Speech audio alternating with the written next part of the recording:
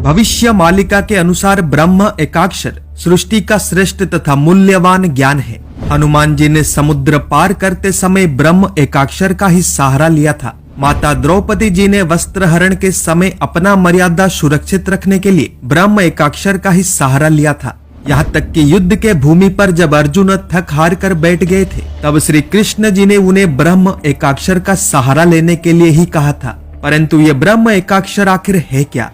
पंच सखाओं ने कहा था कि त्रिकुट के स्थान पर अबना को बिठाकर अच्युत कहते हैं लिखो, दास जगन्नाथ प्रकाशित करते हैं उसी मस्तक पर तिलक लगा दो। पेट के दाएं से बाएं तक एक सरल रेखा को बनाकर जसवंत कहते हैं अर्ध मात्रा को उसी के निकट रखकर त्रिशूल के रेखा को अनंत बनाते हैं उत्तर मिल गया देखो, एवं चगला बड़िया इस बार कहते हैं यही है असली रूप देखो। जय जगन्नाथ। ब्रह्म एकाक्षर का सिद्धांत सनातन में एक महत्वपूर्ण स्थान रखता है और इसके विषय में भगवत गीता समेत अनेक उपनिषद तथा पुराणों में भी बताया गया है। ब्रह्मांड रचना में ब्रह्म एकाक्षर को ईश्वर का शाश्वत तथा अविनाशी स्वरूप के रूप में देखा जाता है, जो नाशवंत संसार से परे एक स्थिर चेतना का प्रतिनिधित्व करता है।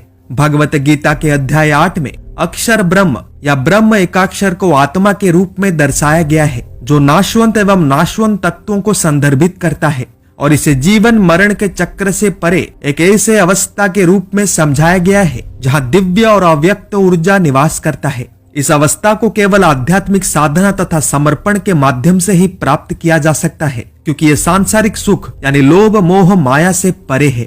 इसको थोड़ा सरल भाषा में समझने का प्रयास करते हैं। यदि आप किसी साधु संत या समाज के ज्ञानी गुणी व्यक्ति से पूछेंगे कि ये ब्रह्म एकाक्षर आखिर क्या है, तो हर कोई एक ही उत्तर देगा कि ओम ही ब्रह्म एकाक्षर है। परंतु ये केवल आंशिक उत्तर है। स्पेस यानी अंतरिक्ष एक वैक्यूम है, यानी वहां हवा का गमनागमन नहीं होता, जिसके कारण साउंड ट्रैवल नहीं कर सकता।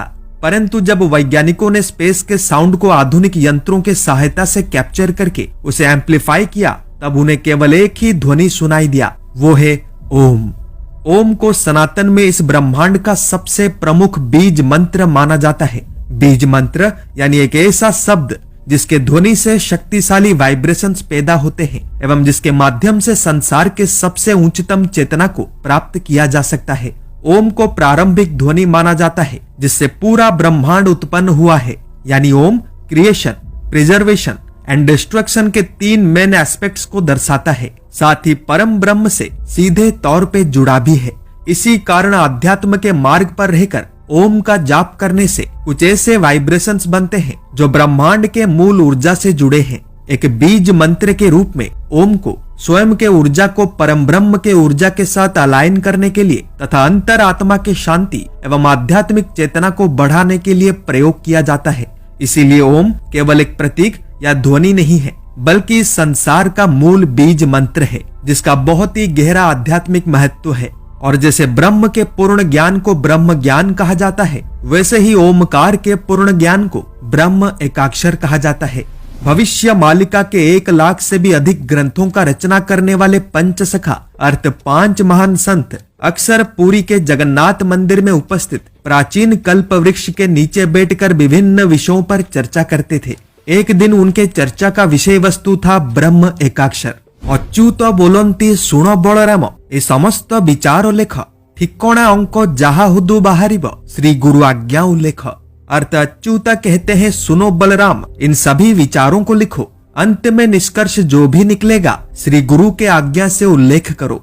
सरल भाषा में कहूँ तो इस पंक्ति में संत गुरु अच्युतानंद ब्रह्म एकाक्षर के विषय में हो रहे इस चर्चा को संत गुरु बलराम जी को ताड़ के पत्तों पर लिखने के लिए बोल रहे हैं। अब आगे सुनिए। त्रिकुट स्थानरे अबना बसाई अच्युत कहंती लेख, दास जगन्नाथ प्रकाश करिले एथ मस्तकरे चित्तस्ताप।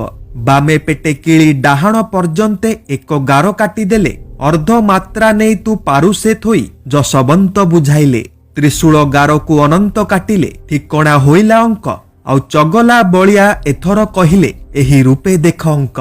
अर्थ त्रिकुट के स्थान पे अबना को बिठाकर अच्युत कहते हैं लिखो, दास जगन्नाथ प्रकाशित करते हैं उसी मस्तक पर तिलक लगा दो।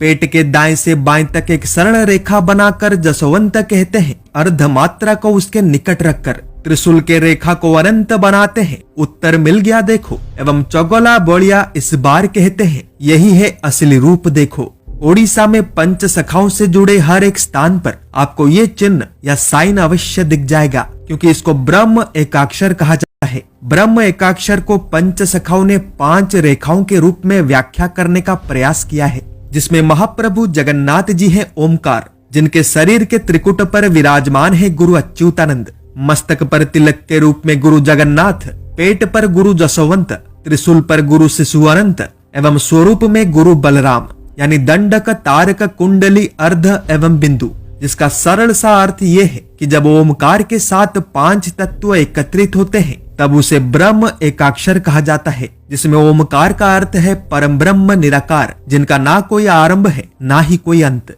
वही ओमकार अपने असली रूप में वर्तमान के कलयुग में भक्तों के बीच आए हैं, इस कलयुग के घोर अंधकार में से उन्हें उद्धार करने के लिए। एवं हमारे शरीर के अंदर उपस्थित आत्मा भी इसी ओमकार का ही अंश है। इसी ओमकार का ज्ञान मनुष्य समाज में विस्तार करने हेतु उसी ओमकार में से 5 तत्व प्रकट हुए थे, जिनको कि हम पंच सखा कहते हैं। इस ओम या ओमकार के ज्ञान को ब्रह्म एकाक्षर कहा जाता है एवं इस ज्ञान को प्राप्त करने के लिए ब्रह्म एकाक्षर मंत्र का सहारा लिया जाता है। यह ब्रह्म एकाक्षर मंत्र संसार का सबसे शक्तिशाली मंत्र है, जिसका प्रमाण अनेकों शास्त्रों में मिलता है। और इसी ब्रह्म एकाक्षर मंत्र का परीक्षा कलयुग के अंत के समय पर होने वाला है।